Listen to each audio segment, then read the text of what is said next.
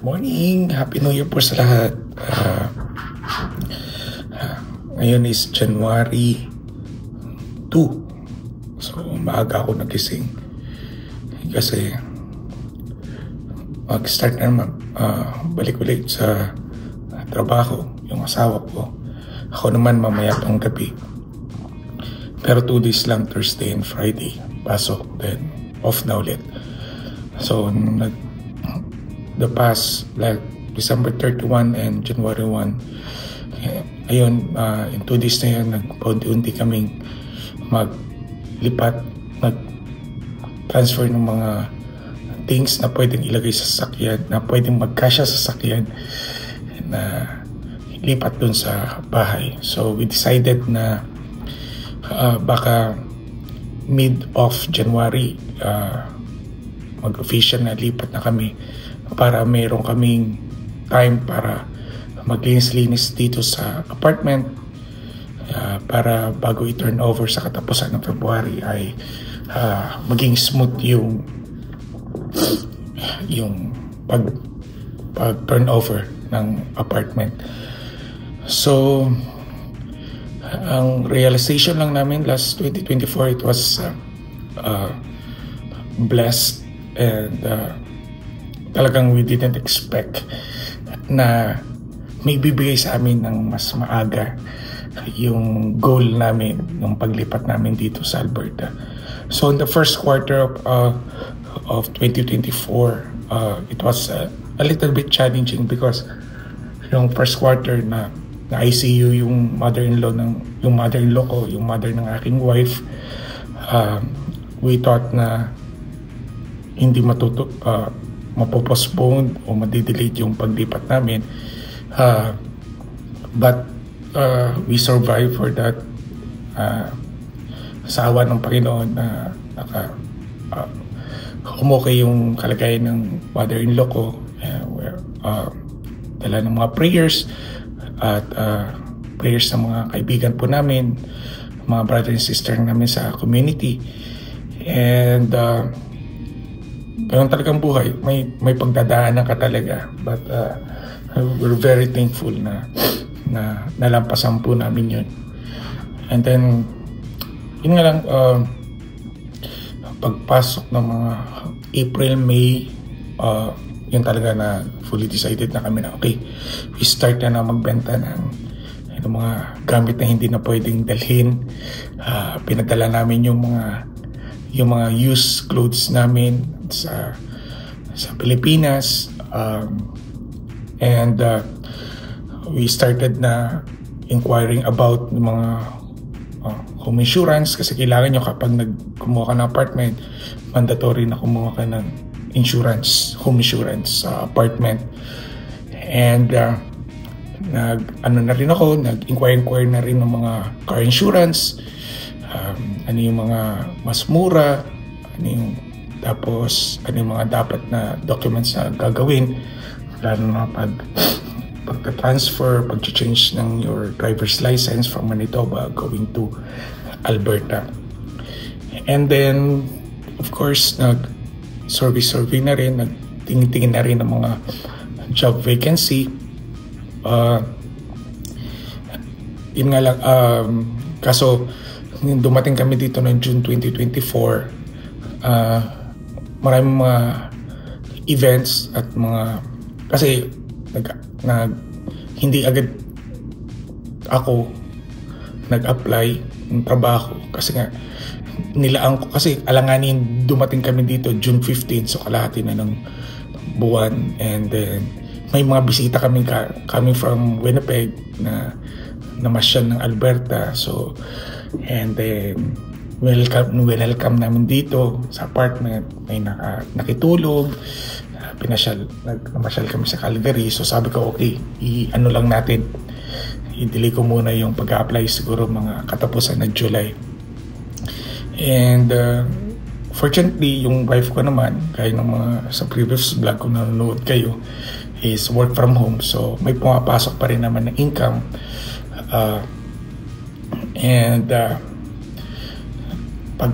Pag siguro mga katapusan ng July, nag-start na akong mag-apply dumating rin yung sa point na yung frustration kasi nga walang tumatawag. And then pagpasok ng August, ayun na, nagdatingan na yung mga calls, offers, mga interviews. Ayun, talagang ganun talagang buhay. Talagang darating yung talagang na-frustrate ka kasi hindi ka sanay. Most especially ako, hindi ako sanay na nasa bahay lang, tapos alaga lang ng mga bata. Siyempre gusto ko rin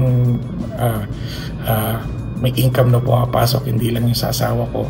And we're so lucky na yung wife ko nakahanap rin ng trabaho. Like first week of August, nag-ano na siya, hanap siya ng bagong work. But tuloy pa rin yung trabaho niya sa work from home kasi pinakausapan siya ng previous company na continue pa rin. But yung kalaunan, binitawan niya na rin kasi hindi niya kaya yung dalawang work, kasi in the same time nag-aaral rin siya, nagre-review siya for her CPA license dito sa Canada. So kumbaga mahirap yun. Tapos kasi mo pa yung mga bata. So and yun talaga yung mga realization dito sa 2024 is natatawa lang kami kasi pag yung nagdadrive pa lang kami from Winnipeg to Alberta is yung plan talaga namin is makakuha ng bahay after 1 year. But yun nga, yan ang nabanggit ko palagi na naibigay sa amin as early, and the reason is yung parang pinaka-go signal namin is nung unti-unti bumababa yung interest rate, and we feel like na yung mga bahay is unti-unting tumataas yung presyo.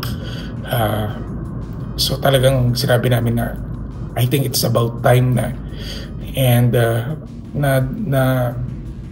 na-delayed lang siya ng mga December first week na sa amin na sige, hintayin na lang natin matapos yung probation para pag nagpasa kami ng requirements sa bank is kailangan kasi at least 3 months, tapos ka ng 3 months probation period. And yun nga, kami, good thing we able to sustain yung aming good credit score. Wala kaming, kumbaga, binabayaran lang namin is yung car insurance at yung sasakyan. So talagang ever since kung nanonood kayo ng vlog namin, lagi namin may mga nababanggit kami na talagang main priority talaga is alagaan yung credit score. Kasi dyan kalimitan nag-fail yung ating mga ibang kababayan na hindi na nila naalagaan yung credit score, and yun ang nakaka-apekto kung gusto nyong bumili ng bahay or sasakyan. And yung credit score kasi pag mababa or bad credit ka, medyo ang binibigay kasi sa yung interest is mataas. So kung maganda yung credit score mo, mabibigyan ka ng magandang offer sa interest sa bank interest loan, yun, something ganun. So yun lang yung payo ko sa mga nangangarap na magkaroon ng bahay, nangangarap na magkaroon ng sasakyan. Wag lang tayong mapagod na mangarap. Kailangan lang talaga maniwala kayo sa sarili ninyo. Have faith. Gaya nga sinabi ko sa post, dream, believe, survive, and have faith. Ganun lang talaga. Kailangan dasal lang. At dapat na main goal ka talaga. Kung ano talaga yung gusto mong ma-achieve. Kasi dito sa Canada, mabilis. Napakadaling umutang. Sa totoo lang. Napakadaling umutang. Actually, requirements mo talagang umutang kasi doon matetest ng bangko paano ka nagbabayad.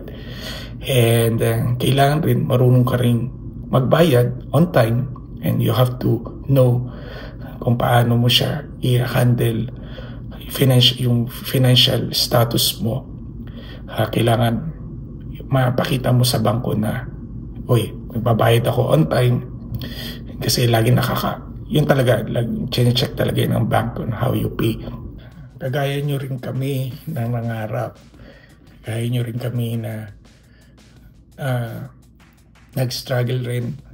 Kagaya nyo rin kami na nahirapan, kumbaga, parang naghahanap ng inspirasyon na para sana magkaroon rin kami ng ganito. And nagmamatter lang yan kung ano talaga yung priority mo. Palagi namin sinasabi na lagi namin priority namin is yung bahay. Now na we achieve our home, unti-unti namin ibubuin yung pangarap namin sa bahay, yung mga plano namin na pagandahin yung bahay. Actually, we're planning na mag-upgrade ng sasakyan, but not now kasi we're thinking kung papalitan namin yung sasakyan or magdadagdag na lang kami kasi yung sasakyan kasi namin is I think 1 year na lang natitira kasi nga nung time na binili po namin yun, medyo okay yung financial namin, yung takbo ng financial namin. So ginawa namin yung monthly namin parang dinagdagan namin para at least lumiit yung length ng pagbabayad. Ganoon rin dun sa bahay namin. Tapos kapag medyo maraming bayaran or something na so binabalik ulit namin sa standard na payment. So kaya medyo naging okay yung length yung pagbabayad namin sa sasakyan kasi parang napaaga. Dapat 7 years, parang naging na lang, nabawasan ng 1 year kasi nagdagdag ako ng mga additional $100 per month na bayad. Kasi kaysa naman mapunta sa kung saan, mabili kung saan. So doon ko na lang binayad. Kasi minsan kasi na-overwhelm tayo pag, like for example, mga tax refund, yung mga carbon tax refund, ano pa ba, yung mga binibigay ng government, instead na ilagay namin kung saan, ibili namin kung ano, doon namin nilalagay sa mortgage namin, yung nasa Winnipeg kami or sasakyan. Kasi kung isipin mo palagi na, uy, gusto kong bilhin to. Minsan kasi nabibili mo yung mga bagay na hindi naman pala dapat bilhin. Okay? No offense man sa mga yung bili lang ng bili. So, sa inyo po yung trip nyo yun. Sa amin kasi yun yung the way ko paano namin hinahandle yung financial namin dito. Kasi for the past 5 years namin dito sa Canada, I personally ni-encounter ko yung mga, syempre yung mga naging nakatrabaho ko, yung how they struggle. Marami akong natutunan sa mga katrabaho ko o na nakakausap na yung kahit yung bago pa lang ako na if you don't know how to handle financially, malulubog ka talaga dito sa utang. And natutunan ko yun. Sabi ko nga sa asawa ko, kung mangarap ako ng bahay o sasakyan, gusto ko yung balanse ng buhay is ganun pa rin. Ayoko na nagtatrabaho ako ng 3 trabaho o 2 trabaho. No offense po sa mga maraming trabaho, yung nagdo-double job o nagto-triple job. Saludo po ako sa inyo. Ako po, honestly, hindi ko kakayanin yun. Pero dito sa Canada kasi, puhunan mo ang help mo. And ayaw namin na nagtatrabaho kami. Kumbaga, yung parang wala ng life balance. One big example, I have yung sa first job ko, meron akong naging katrabaho. Actually, kapartner ko siya sa trabaho na bumili ng bahay. Then after pagkabili ng bahay, after a month, bumili pa siya ng brand new sasakyan. So may dalawa na silang sasakyan ngayon. But ang problema kasi yung sobrang overwhelmed. Kasi nga, pag may bahay ka, mas ang dali-dali kumuha ng sasakyan. Parang yung approval madali na kasi may liability ka na may papakita. May bahay ako. Di ako basta-basta. May, kumbaga, kumbaga, parang sasabihin mo sa dealership na may kakayanan ako magbayad. And, pero nakita ko kasi siya na parang halos wala ng tulog. Kasi nga, paggabi nga ako, ever since nung panggabi, pagkatapos ng night shift, magtatrabaho pa siya. Good thing lang, work from home yung nakuha niyang work. Pero, alam mo yung parang nagtatrabaho ko para sa, yung parang kulang yung tulog mo kasi nga, wala kang choice kundi trabaho ka kasi marami kang nakapile na babayaran. And, hindi ko makakalimutan yung sinabi nung katrabaho ko na maganda nga daw yung bahay niya, maganda nga naman yung sasakyan niya, pero hindi niya masyadong nai-enjoy. Wala siyang time sa mga anak niya. Hindi niya na napapansin, lumalaki na yung mga anak niya. And kumbaga yung family time, kasi almost 7 days siya nagtatrabaho. Kasi kung hindi siya nagtatrabaho ng ganun, hindi niya mahahabol yung mga bayarin niya. And actually, doon talaga yung realization ko na talagang, yun nga, talagang napaka-importante ng how you handle money talaga dito sa Canada. And I'm very thankful na nakaka-encounter ako ng ganun kasi ang dami ko natutunan. Hindi sa pagmamalaki po, yun yung mga inspirasyon ko at yung parang, okay, ayoko ng ganito. Gusto ko, teka, parang you learn from them talaga. I'm not against, ulitin ko lang po, I'm not against sa mga nag-triple job, nag-double job, or bumibili na kung ano-ano. I'm not against with them. Kahit ako man, bumibili rin ako ng mga gusto ko. Sa mga, bago pa lang po dito, nangongolekta ako ng sapatos, not Jordan shoes, but rare na sapatos, yung mga kakaibang sapatos. Talagang yun ang aking kahinaan talaga po. But kung bibili man ako ng mga sapatos or I see to it talaga na may extra, kumbaga, na pera na pambili doon. And even my wife, and good thing my wife, hindi siya masyadong maluko. Ako pa ngayon nagbibigay ng bag sa kanya. And yung bag, wala kaming mga Louis Vuitton, wala kaming mga Gucci, MK, Coach, Kate Spade. Happy na yung asawa ko. Hindi siya talagang, ewan ko, siguro asawa ko medyo, lang siya. Accountant so more in numbers siya. So, medyo practical siya na konti. Pero ako naman, hinahayaan niya naman akong bumili ng gusto ko. Pero hindi ako maluwas sa mga damit, pants. Talagang sapatos lang talaga ako. Yun lang talaga yung aking kahinaan. Pero I think 2024, ang best lang ba ako bumili ng sapatos? 2 pairs lang yata ng sapatos yung binili ko.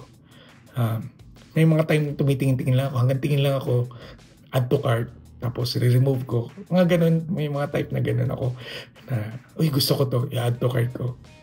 Then, hintayin ko mga after a few weeks, hindi ko pala gusto. So, di-delete ko. So, mga ganun ako. Yun yung mga type na personality na lang ako, hanggang add to cart lang. Sa ngayon, hindi ko muna priority yung mga ganyang sapatos. Kasi, sa mga appliances muna kami ng bahay. Kasi yung big project namin for summer kasi is papagawa kami ng deck and fence, yung gilid. And then kailangan namin kasi, doon kasi pag bagong bahay sa community kasi, it's standard na kailangan yung front ng bahay nyo naka-landscape. Kasi kasama yun sa kontrata. So, nag-deposit kami ng 1,500 sa na yun is refundable naman. So ibig sabihin mandatory na kailangan ma-landscape mo yung harap ng bahay mo, lalagyan mo siya ng it's either yung puno or ano nga yung isa, bush yata ang tawag, something ganyan, nakalimutan ko na. So kaya this coming summer kailangan ma-landscape mo siya. Kung hindi mo siya ma-landscape, mati-thank you yung 1.5 mo. Pero kapag naayos mo siya, i-check ng builder na okay yung landscape mo, kasi meron naman silang format na yun kung paano. Tapos i-refund lang nila yung 1.5. So yung pag-aaralan ko pa rin yun. Kasi honestly, hindi ako ma-DIY na tao. Pero kailangan talaga, kasi kung papalandscape mo, mababayad ka pa. So mga ganon. So yun po yung mga na pangyayari sa 2024. Yun, lagi kong sinasabi, huwag mapagod mangarap. Strive hard. Walang itong tao, bawal. Kumbaga, okay lang yan. Kung madapa, bangon ulit. And you learn a lot. Kung may problema, okay lang yan. Kaya nga sabi nung paborito naming pare, yung priest ng si Father Dave, isa sa mga tawag daw sa problema yung pinagdadaanan. So ibig sabihin, kahit tinawag pinagdadaanan, kasi ibig sabihin, dadaan lang yan.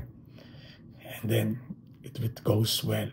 So ganun lang lagi ang buhay. So dapat lang, kung dumaan yung problema, once na dumaan na siya, you learn from the mistake na nakasalubong mo yung problemang yun. And gawin mo siya inspirasyon. And you have to move forward. Huwag mong bitbitin yung problema. Kailangan masolusyonan mo siya. So, ganun lang talagang buhay. And we're praying for this year, 2025, na ihanda pa rin natin sarili natin sa bagong hamon ng buhay. Be positive, strive hard, sa mga nangangarap na makapunta sa Canada, sa mga nangangarap na magkaroon ng PR. Alam kong medyo pahirap ng pahirap ang requirements ngayon sa bago-bagong rules dito sa Canada. Huwag kayong mapagod. Be positive. Lagi magdasal palagi. And sana maging inspirasyon po itong YouTube channel na to. Hindi niyo naman kailangan na gayahin, just to be inspired lang. Kasi kagaya nyo rin kami, nanonood lang kami ng mga vlog sa ng mga inspiring stories sa YouTube, yung mga maraming na-achieve dito po sa Canada. And talagang naging talaga yun sa amin, naging malaking bagay yun para maging inspirasyon namin po. Parang naging main goal namin po yun. So, yun lang po. We keep on praying po na tuloy-tuloy pa rin po ang buhay. Taon lang yung nagpalit, pero dapat we move forward. Kailangan laging handa. Laging sinasabi laging handa sa hamon ng buhay. At sana po palagi tayong magdasal at humingi ng tulong sa Panginoon. Kung most especially spiritually and emotionally, yan yung mga kailangan natin po na, and dapat we are surrounded with positive people. Yan, importante rin yan.